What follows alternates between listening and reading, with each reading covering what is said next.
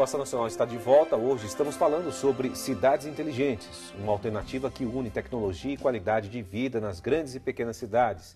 E para falar desse assunto, eu estou entrevistando aqui o jornalista Leandro Beguossi. Bom, Leandro, a gente estava falando um pouquinho, citamos o tema no outro bloco sobre cidades inteligentes. Agora, eu queria entender um pouquinho, vamos aprofundar essa ideia. Por que essa ideia de cidades inteligentes é tão importante? Ela é importante porque a gente hoje tem uma quantidade absurda de tecnologia no mundo, tem uma quantidade absurda de dados e a gente tem uma série de problemas que a gente tem que resolver nas cidades em que a gente vive, né? Então, quando a gente fala de cidades inteligentes, é como a gente pode usar essa inteligência acumulada, tanto das pessoas quanto que foi materializada em tecnologia, para melhorar a qualidade de vida dos lugares onde a gente mora. Né? Então, o que a gente está dizendo? Vou dar um exemplo concreto. Né? Eu tenho uma amiga americana que ela desenvolveu um sensor para a qualidade de água. Né? E esse sensor, que era muito simples, ela desenvolveu durante um tempo em que ela estava na Índia, que é um lugar que tem tentado usar esse conceito de cidades inteligentes de uma forma mais forte, em que você colocava um sensor naquela água na Índia. Olha que interessante isso. Eles estão tentando fazer. Né? Às vezes com mais sucesso, às vezes com menos. E coloca o sensor na água e aquele sensor imediatamente manda um sinal para o seu celular e diz se aquela água é potável ou não. Porque eu não preciso saber todas as gradações, eu só preciso saber, eu posso beber essa água ou não posso beber essa água. Né? É um sensor, coisa simples, né? Mas que já pode fazer uma baita diferença se a gente pensar durante a crise hídrica que a gente teve em São Paulo e que a gente ainda tem. Quanta gente não abriu poço artesiano porque precisava de água e não sabia se aquela água era potável ou não? Está contaminado o solo, não está contaminado o solo. Pois é. Então, assim, imagina se você usa este pedaço de tecnologia pode fazer uma baita diferença na vida de um conjunto de famílias. Da mesma forma, como a gente estava dizendo, do nosso semáforo, né, do nosso sinal, quantas vezes você fica, porque claramente não tem uma coordenação daquilo. Ou, numa cidade grande igual São Paulo, quando a gente olha para a coordenação de transporte público, né? Que horas passa o ônibus? Com que frequência ele passa? Né? E hoje a gente tem algumas tecnologias, algumas interfaces que elas contam essas coisas para a gente. Então, por exemplo, hoje quando eu saio do trabalho, eu olho um aplicativo, o Move It, e tento saber onde está meu ônibus. Se ele está muito longe, eu demoro mais um pouquinho. Como alguma coisa, tomo um café e aí depois eu vou para. Eu sei que ele vai estar chegando daqui a pouco. Eu sei que ele vai estar chegando. Então isso já me ajudou um bocado, por exemplo, para coordenar a hora que eu saio de casa. Parece pouca coisa, mas quantas vezes isso não ajuda a gente a saber exatamente que hora que eu tenho que sair de casa? E tempo perdido também, né? Que você fica ali parado esperando algo que não acontece. Pois é. Tempo ocioso. Pois é. E uma outra pergunta, que você está falando de tecnologia, mas essas tecnologias aí seriam acessíveis às pessoas de baixa renda? A ideia é que sim. Se a gente pensar hoje, tem várias tecnologias que a gente... Eu faço essa pergunta, só desculpa, mas é porque assim, a gente, às vezes, quando fala de tecnologia, as pessoas já começam a compreender uma coisa assim que envolve muito dispensa de dinheiro, em comprar uma estrutura de um celular que tenha N coisas, aparelhos caros que ele possa ter acesso à internet, não sei o quê e tudo mais. Não é muito interessante a gente pensar que essa tela que eu tenho aqui no bolso, ela é tão diferente de um computador quanto um computador é diferente de uma revista. Isso aqui é um computador de bolso. Todo mundo hoje, ou uma porrada de gente, hoje tem um computador de bolso, que é muito mais poderoso do que aqueles computadores enormes que a gente tinha em casa, aqueles 486 que a gente tinha em casa, os PCzões, que a gente tinha alguns anos atrás. Né? Então, quando a gente fala de... não, também, eu cheguei a ter um computador na casa dos meus pais, que era aquela tela verde e preta, enorme, que a gente jogava joguinho com o teclado. Verdade. Mas quando a gente fala de tecnologia, a gente fica pensando em umas coisas que são muito fora de mão. Mas hoje, uma porrada da nossa relação com tecnologia é por celular, é por telefone, né? É por smartphone. Tem uma quantidade absurda de gente de baixa renda que não tem internet em casa, mas tem internet 3G no celular. tem uma quantidade crescente de pessoas, isso tem uma série de pesquisas que vem mostrando isso recentemente, que o acesso por celular vem cada vez mais superando o acesso por desktop, né? Pelo acesso com o computador, aquele pedaço de máquina que fica na tua frente, um cabo ligado, né? E a gente já usa aquilo para se relacionar com a cidade, às vezes sem se dar conta, né? Então, por exemplo, quando alguém usa o Facebook e começa a criar um evento, né? Então isso começou a ser uma coisa muito interessante. Todo mundo que organizava evento numa cidade grande, média e pequena, tinha um grande problema. Como é que eu convido as pessoas? O evento é incrível. Quantos eventos incríveis a gente já não fez e em que as pessoas não foram? Ou foi pouca gente?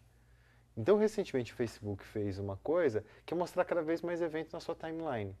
Então, a gente começou a ver que tem uma série de eventos em São Paulo hoje que eles estão grandes e que eles não precisaram ter uma divulgação gigante para acontecer. Porque as pessoas no celular viam que um amigo de um amigo está indo para aquele evento.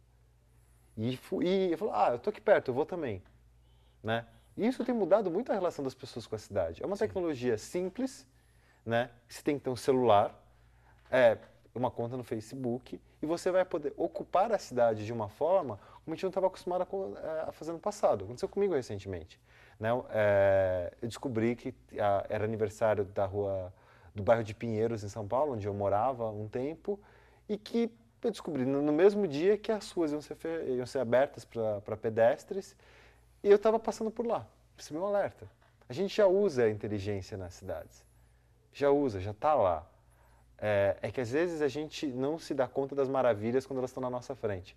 Tem um humorista americano, o Louis C.K., que ele sempre fala, olha que coisa incrível, eu estou aqui sentado num avião, uma máquina que voa, eu estou a não sei quantos milhares de metros do chão e estou acessando a internet. Aí quando a internet cai um pouquinho, eu já começo a reclamar. Ele fala, tudo é maravilhoso, mas ninguém está feliz. Já tem coisas incríveis acontecendo no mundo, mas a gente não se dá conta delas.